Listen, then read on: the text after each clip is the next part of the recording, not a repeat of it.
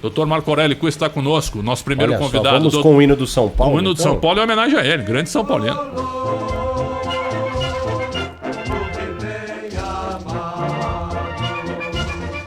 As tuas glórias vem do passado. 7h43, doutor Marco Aurélio Cunha, que prazer e honra ouvi-lo novamente. Sou fã do senhor. Boa noite, doutor. Poxa, muito obrigado. Um grande abraço a todos aí. Tenham tido um bom Natal. É um prazer enorme estar com você e conversar um pouquinho. Sem dúvida. O senhor está em Florianópolis? Estou em Florianópolis. Assisti o jogo do Liverpool agora há pouco com o Leicester. Foi um jogo legal. E passeando também um pouquinho aqui em frente à praia. Isso ajuda muito a gente a terminar o ano bem, né? Sem dúvida. Doutor, como é que o senhor está vendo o São Paulo? Porque o senhor sabe que quando a gente olha para o senhor, a gente diz São Paulo, mesmo com toda a sua experiência em vários times, na CBF, em outras gestões também. Como é que o senhor está vendo o São Paulo nessa mudança de rumo, com algumas mudanças de cláusulas estatutárias e também com o pensamento no futebol, no mercado para a próxima temporada? Olha, Prestes, eu não vejo com muita esperança, não. Porque a mudança estatutária foi pelo Conselho Deliberativo. Vamos dizer que a parte mais significativa para a manutenção do poder do atual grupo político, né? E algumas coisas realmente não passaram. Para mim, o mais absurdo é a prorrogação de mandato dos próprios conselheiros, né? Isso fere qualquer regra democrática, qualquer regra de bom senso e até de dignidade.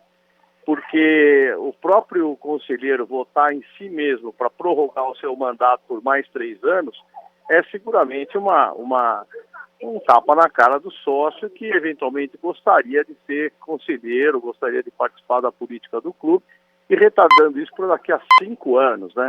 E dando poderes absolutamente extraordinários ao presidente do conselho, que participa do conselho de administração, enfim, mudanças realmente que fazem o São Paulo ser cada vez mais restrito, menor democraticamente, vamos entender, o clube já tem 260 conselheiros, 300 agora, e uma maioria de 140 decidem a história de 20 milhões de torcedores, né? Sob o silêncio de qualquer outro tipo de grupo organizado, não se fala nada sobre isso. Mas o São Paulino, de fato, o São Paulino que é aquele que vai ao jogo de arquibancada, que paga o seu ingresso, aquele que vai na numerada, aquele que procura comprar os produtos oficiais do São Paulo, não produtos de outras marcas que se colocam, as marcas do São Paulo incluídas, esse se sente realmente muito separado daquilo que é o São Paulo Futebol Clube. E o clube vive a parte social, um grupo que domina, que distribui carteiras até dizer chega, sai de 600, 700 sócios votantes porque possuem privilégios dentro do clube e exercem esse direito de ser maioria em um número de 150 pessoas que dominam o São Paulo. Eu acho que o São Paulo, juntos pelo São Paulo de todos, não é esse São Paulo seguramente. Esse São Paulo é de um grupo de pessoas que dominou o São Paulo e não permite que pessoas que discordem possam participar ou conversar sobre isso. Então, essa é a minha tristeza. Eu não vou desistir do São Paulo, evidentemente, mas fica muito claro que é um São Paulo de poucos. Olha, doutor, até já o Eduardo Gaioso, Marco Aurélio Cunha, na minha opinião, é um dos dirigentes mais inteligentes que apareceu no São Paulo. Não deixa ele participar da direção por este motivo. Doutor, o senhor sabe, várias conversas que a gente já teve, eu já cumpri reunião de conselho do São Paulo, isso há mais tempo, na época do presidente Juvenal Juvencio. E eu comentava com o senhor na época, eu comentava com o doutor João Paulo de Jesus Lopes, que é meu grande amigo também, que eu via o São Paulo como o clube mais antidemocrático do futebol brasileiro. E essa antidemocracia, ela só aumentou com tudo isso que o senhor está dizendo. E tem uma frase até de um torcedor são paulino, essa frase eu guardei desde a semana passada, antes da votação da mudança do estatuto, e eu anotei o nome dele. O nome do... Caiu a ligação. Perdemos contato? Perdemos o contato com o doutor Marco Aurélio Cunha. Bom, a gente daqui a pouco Não, ele tá em restabelece Florianópolis, vamos refazer, porque eu vou repetir uma frase de um torcedor que ele marcou no meu canal, quando eu estava fazendo uma live, PDV, com conselheiros do São Paulo antes da votação do Estatuto, certo? E essa frase é o seguinte: 20 milhões choram por causa de 260. Essa é a frase mais verdadeira dos últimos 10 anos do São Paulo. Sim. É um negócio realmente impressionante, né? Essa década, inclusive, ela foi um fiasco, né? Ela foi um fiasco em termos políticos, né? Então, uma série de coisas. Mas, doutor... Voltamos. E aí é o seguinte, ó. Antes da votação no meu canal, eu fiz uma live com conselheiros de situação e oposição. E aí um torcedor chamado Davis Cardoso, São Paulino, ele colocou a seguinte frase: 20 milhões hoje choram por causa de 260. Não dá, né, doutor? Não dá. Um clube desse tamanho ficar na mão de 260 conselheiros, agora baixou para 200, né? Com 120 vitalícios. É brincadeira, né, doutor? Essa questão de diminuir os vitalícios não ocorreu, né? Mas eu acho que ele não deve chorar por 260, ele deve chorar por esses 140 que aprovaram essa medida antidemocrática de mudança estatutária, que tem que ser referendada pelos sócios que são protegidos por carteirinhas, né? Então é importante que o sócio do São Paulo que frequenta o clube, e, obviamente independente da parte política, é aquele que gosta do futebol, se manifeste, indo lá votar, evidentemente, na minha opinião, vetando essa mudança estatutária. É triste, porque eu tenho muitos amigos que estão na situação, gente que eu considero muito, né, e me surpreende profundamente alguns votarem. Houve até um que foi eleito pelo nosso grupo, que mudou de lado e está lá participando de reuniões, e foi um dos mais efusivos opositores durante a campanha. E de repente você vê o sujeito do lado de lá, quer dizer, é inconcebível mudança de opinião desse tamanho. Isso chama outra palavra, né? Mas enfim, as pessoas têm o direito, a gente respeita os direitos, mas é inconcebível alguém mudar de opinião sendo eleito por um grupo e depois passando por outro lado e ainda se sentindo feliz por fazer isso, né? Eu acho que os interesses estão acima de todas as coisas ali no São Paulo, interesses pessoais, de grupos, de pessoas que têm ligações lá com diretoria, com oportunidades, enfim. Infelizmente, São Paulo talvez seja o clube mais antidemocrático do Brasil. Interessante ouvir isso do senhor. Então o senhor concorda com a nossa tese realmente. Meu caro Paulo do Vale, doutor Marco Aurélio Cunha, grande figura do futebol brasileiro.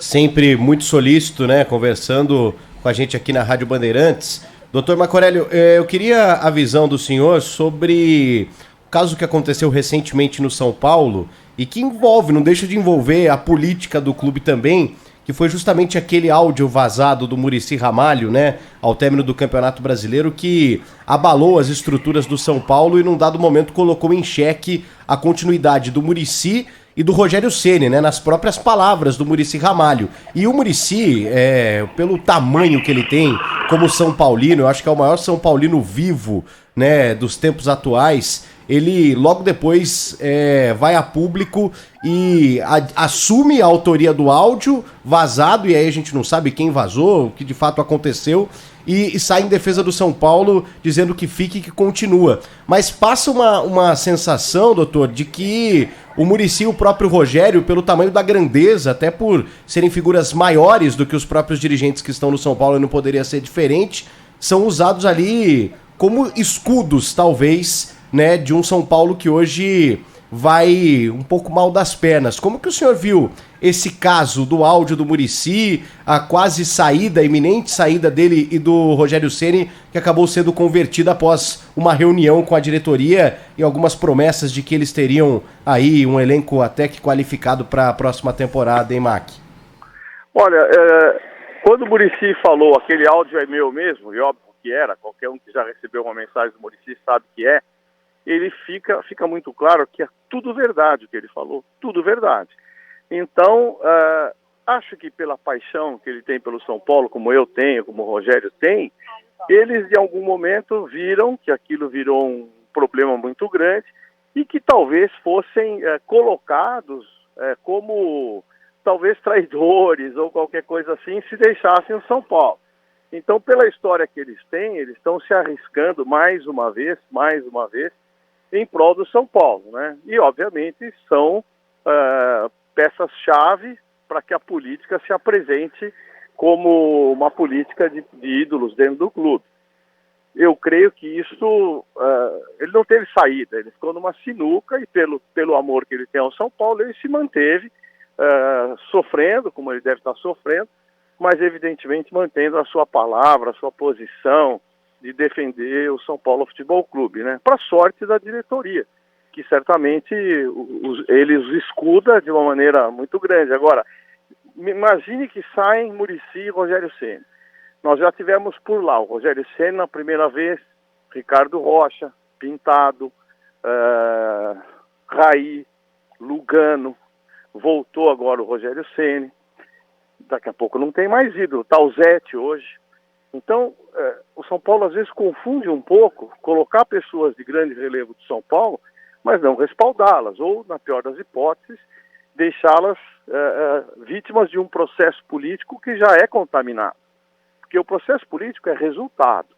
Eu sempre aprendi isso. Quem fica é quem tem resultado. Mas eles permanecem há década lá, sem resultados. Eu não tenho aqui nenhum problema com nenhuma pessoa do São Paulo. Aliás, tenho bons amigos lá. Mas, evidentemente, o resultado está totalmente em segundo plano. E o que está em primeiro plano é a manutenção do poder do clube. Hoje o São Paulo parece mais afeito a questões pessoais que a questões esportivas. Pelo menos é o que dá a entender por algumas atitudes que a gente vê. Mas, doutor, o São Paulo é São Paulo Futebol Clube. E eu me lembro quando eu cheguei em São Paulo, eu vou falar isso sempre, 14 anos atrás, eu conversava com o senhor, os times chegavam ao Morumbi para perder para o São Paulo. Então, assim, ó, em Porto Alegre, lá quando a dupla Grenal tinha que vir aqui para enfrentar o São Paulo, os caras já contavam, lá é duro. Né? Por quê? Porque o São Paulo era muito ganhador. Hoje, a gente olha para o Morumbi, a gente chega no Morumbi, né, PDV? Os times chegam ao Morumbi para ganhar do São Paulo. E é fato hoje. Hoje os times jogam de igual para igual com o São Paulo dentro do Morumbi. E não estão nem aí pro tamanho de São Paulo, pro tamanho de estádio da torcida. Tá certo que o futebol equilibrou um pouco, mas a gente está falando de São Paulo Futebol Clube. O senhor está preocupado com questões futebolísticas? Mais uma vez o time ficou ameaçado de ser rebaixado. O senhor se preocupa com isso? Eu vou torcer sempre pelo São Paulo. Se tiver quem for lá como presidente ou diretor, eu vou torcer pro São Paulo. Mas, evidentemente, eu estou preocupado. Outro dia um torcedor mandou uma mensagem para mim no Instagram e falou assim, é a primeira vez que eu fico com medo de cair antes do campeonato começar. Olha o que virou o São Paulo. E essa frase foi muito impactante para mim, muito impactante, porque realmente eu senti que a gente diminuiu o poder que tínhamos, né? A força que tínhamos, a coragem e o medo que impunhamos nos adversários. São Paulo era respeitadíssimo, né? Hoje você vê times menores eliminando o São Paulo dentro do Morumbi. O futebol ficou muito parecido, taticamente, muito disputado fisicamente, mas, quem pode, pode, né? O São Paulo é uma marca, é uma camisa que se impõe. O São Paulo já entrava em campo com 1-0 no sentido moral. E hoje não, hoje parece que entra com -1, né? Eu espero que se corrijam os defeitos, mas veja, a torcida reclama de jogador. Grandes jogadores passaram, saíram, foram campeões de outros clubes, deram a volta por cima, chegaram na seleção e a torcida continua culpando o jogador. Será possível que os responsáveis pelas contratações, os responsáveis pela manutenção desse time, não tem nenhuma responsabilidade? Está tudo certo? Aí festeja. Eu falo muito, São Paulo hoje é um time que festeja luto, né? Porque saiu o Crespo e fizeram festa, porque o Crespo é bacana, porque olha que linda que foi a saída do Crespo, olha só, todo mundo junto aqui numa foto. Gente, nós estamos enaltecendo o erro, né? Ou enaltecer erro por ter trazido, ou erro por ter demitido. Sinceramente, não sei qual erro foi maior. Então, o São Paulo festeja feitos incríveis, ou não feitos. Hoje eu vi lá o negócio do CT, que vai continuar. Isso é um processo que está lá desde que eu era vereador, que eu consegui, até pus uma lei, tentei aprovar uma lei que era dando continuidade ao CT, todo mundo trabalhou por isso. Que ótimo, né, que o CT vai ser mais tempo cedido ao São Paulo. Ricardo Nunes, que é meu amigo, atual prefeito, esteve lá, eu vi a postagem. Fico muito feliz que o CT tenha mais tempo de vida nas mãos do São Paulo. Mas, gente, é isso que nós estamos comemorando. Será que é isso? Isso aí é um trabalho de anos que a gente está fazendo para dar o mesmo prazo de validade ao CT, né, de possessão do CT, igual ao Palmeiras. O Palmeiras tem um prazo maior, São Paulo tem um prazo menor. Então, entendemos lá que seria justo os dois terem o mesmo prazo. E agora, finalmente, foi assinado o protocolo lá da cessão ao São Paulo. Nós estamos comemorando isso. A gente comemora a camisa, a gente comemora, sei lá, essas pequenas coisas que não interessam. Interessa o São Paulo ser vencedor, o São Paulo se impor. O São Paulo foi a pior campanha da história do São Paulo dos pontos corridos. Então a gente fica realmente preocupado. São Paulo fez o mesmo número de pontos que o Cruzeiro fez na Série B. O mesmo número. Saldo de gols negativos, o pior ataque da história. Mas a gente comemora uma camisa, a gente comemora a inauguração de alguma coisa no Morumbi. Enfim, a gente vive de marketing. Ô PDV, doutor, o senhor sabe que eu fiquei muito impressionado. Essa antidemocracia do São Paulo, eu já venho batendo nessa tecla há 10 anos. Mas eu fiquei impressionado com a falta de noção dos conselheiros do São Paulo, PDV e doutor Marco, com a revolta da torcida. A torcida está ferida, a torcida está indignada, a torcida não pode ouvir falar em conselheiros. A torcida, sabe, e me parece que os conselheiros perderam essa noção, ou não estão nem aí. Isso aí realmente, eu fiquei impressionado com a rejeição que a torcida tem com o Conselho Deliberativo de São Paulo. Impressionante. Infelizmente, eu como conselheiro entendo que nós conquistamos esse merecimento, né? Por conta desse tipo de atitude, de votar absurdos como esse, que diminuem o São Paulo. E as pessoas estão rindo lá dentro, estão achando que são donos do São Paulo, politicamente somos poderosos, politicamente nós temos maioria, e uma maioria ridícula, porque são 150 pessoas, 140 contra 260, sei lá quantos, 250 e poucos que são os vivos. Então é uma coisa circunstancial que se torna propriedade. Essa é a minha preocupação, propriedade. O São Paulo devendo absurdos, fazendo novamente empréstimos em bancos. Enfim, eu falo isso claramente para que amanhã ninguém diga que que eu concordei com isso. Eu sou um conselheiro lúcido do São Paulo.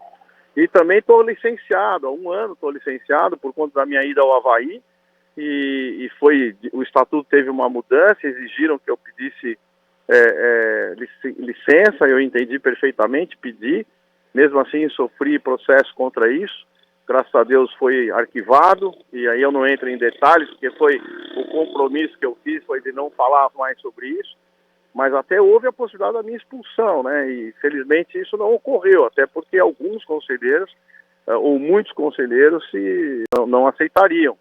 Então o São Paulo é um clube que tenta excluir quem discorda, não ouve, não faz parte, é um grupo seleto de pessoas que dominam a social. Então, como eu digo sempre, um clube de futebol não pode ser dirigido pela social, desculpe. Tenho o maior carinho pela social, joguei bola lá, eventualmente vou lá, até porque não tenho tempo, fiquei 5 anos na CBF, trabalhando, viajando com a seleção feminina, então não tenho o prazer de poder estar lá, vez ou outra, para ver meus amigos e tudo mais. Mas a social do São Paulo não foi treinada para dirigir time de futebol profissional. É um atraso brutal. Mas por voto, por concessão política, por agrupamento de grupos, redundantemente falando, né, você acaba tendo essa maioria como dominante e decidindo cargos dentro de São Paulo. Então, gente que não tem a menor afinidade por um assunto passa a ser diretor de área. E se não fosse assim, não seria eleito. Isso dito pelo próprio presidente. Então, para ser eleito, ele tem que se submeter a esse tipo de pressão. E ele está satisfeito com isso. Então, eu só lamento que o São Paulo caia nessa vala incomum hoje. Incomum, não é a vala comum, é a vala incomum de democracia. Ô Mac, ainda dentro dessa questão, e você falou dessa separação, né, do clube social do futebol, me veio a imagem da semana, do dia da votação, em frente ao Morumbi, uma senhora, né, com um cartaz com essas palavras, né, ali de separa o futebol do social e tudo mais. E eu tava aqui pensando, né, sobre essa manifestação, e quem pôde acompanhar e cobrir essa manifestação foi uma manifestação de torcedores comuns do São Paulo, torcedores que não têm ligação com, por exemplo, a principal torcida organizada. A principal torcida organizada do São Paulo, inclusive, soltou uma nota um pouco dúbia, difícil de entender com relação aos protestos, ao que seria o posicionamento com relação ao que está acontecendo. E hoje, né, o senhor acaba sendo uma das vozes da oposição do São Paulo e talvez uma voz quase que isolada. E o torcedor comum acaba tendo de representar um pouco mais essa questão da indignação do clube. Hoje o São Paulo também vê essa ausência, talvez esse vácuo, inclusive dentro das próprias organizadas com relação a um protesto, a um tipo de indignação um pouco mais enérgica, Mac? Eu sempre achei que a torcida organizada está sempre com o poder, né? Porque ela vive disso. Quando ganha, ela vende produto. Quando perde, ela coage e recebe também ônibus, essas coisas. Então, ela é aquela que está sempre ao lado do poder e não quer perder os benefícios que tem. Então, protege o poder e sempre acusa quem queira diferente, né? Eu acho torcida organizada legal, acho que, do ponto de vista estético, no clube, no campo, são bacanas e tal. Mas a participação deles, seja pró ou contra, ela é muito discutível, porque ela realmente tem lá uma empresa que funciona em função do São Paulo, e ela depende do São Paulo. E isso faz com que ela tenha cuidados, ou pelo menos não esteja contra, porque pode ser ruim amanhã. Então, é uma pena, porque vamos falar que são contra, fingem que são contra, mas sempre estão do lado do poder. Foi assim desde que eu vivi lá. Lembrando que o presidente Leco, quando assumiu, um abraço ao presidente Leco, eu gosto muito dele, mesmo que ele tenha fracassado como presidente, isso é outra coisa. O presidente Leco disse na época que ele assumiu, uma entrevista à Folha de São Paulo, que ele pagava sim a torcida independente, que ele pagava as torcidas uniformizadas. Ele admitiu na época. Isso foi o quê? Em 2015, né? Nós estamos falando de 6 anos atrás. Doutor Marco Aurélio, sei que o senhor tem um compromisso, a última só. Não, agora eu já estou mais tranquilo, já cheguei aqui ao local e estou aqui com vocês. A gente não quer atrapalhar o seu descanso, mas é o seguinte... Imagine. Rafinha, Jandrei e Alisson. E ainda com possibilidades do Wesley Moraes, centroavante. Quem mais, PDV? Tem mais alguém? O Wesley hoje foi praticamente descartado, né? Existe a chance do Soteldo e do próprio Douglas Costa também. Não, o Douglas né? Costa esquece. Douglas Costa mais difícil. O Douglas Costa é Grêmio ou Atlético Mineiro. Ou fica no Grêmio ou vai pro Galo. Então, Rafinha, Jandrei e Alisson. E possivelmente com mais um ou outro jogador chegando. Hoje o André Cury nos deu entrevista aqui, disse que o São Paulo sondou o Fortaleza para contratar o David, o Romarinho e também o Ederson, que pertence ao Corinthians. O que o senhor acha desse início de jogadores, né, de contratações que estão chegando ao São Paulo? Acho que o Rafinha é um bom jogador, já teve seu pico de performance lá na Alemanha. Depois disso é aquilo que sobra, daí vem para outros mercados, especialmente o brasileiro, para tentar dar seus últimos chutes, né? Um jogador de 37 anos, eu acho uma idade avançada, né, para cobrir uma lateral direita. Com todo respeito a ele, eu não traria não, entendeu? Tenho muito respeito por ele, um jogador excelente, guerreiro e tal, mas aos 37 anos eu acho que o São Paulo não traz solução. São Paulo alugou um carro, né? Porque sabe que tem que devolver. Não dura muito tempo. Então, investir muito num lateral que não é alto, que não é grande, aos 37 anos, eu acho que não é a melhor contratação. E peço até desculpas ao Rafinha por externar essa minha opinião. Espero que ele dê certo, que ele seja excelente. São Paulo precisa de uma ala direita, ele é bom jogador. Só não sei comparar o investimento com o resultado. Isso só quem pode é quem paga. Mas eu pensaria numa solução mais jovem, alguém que pudesse realmente... porque o São Paulo vem fazendo contratações de jogadores mais velhos há muito tempo. e alguns dão certo, mas a maioria não dá. E a gente fica ali com ônus de pagamentos por jogadores que se lesionam, que têm problemas, e aí fica a conta para frente, né?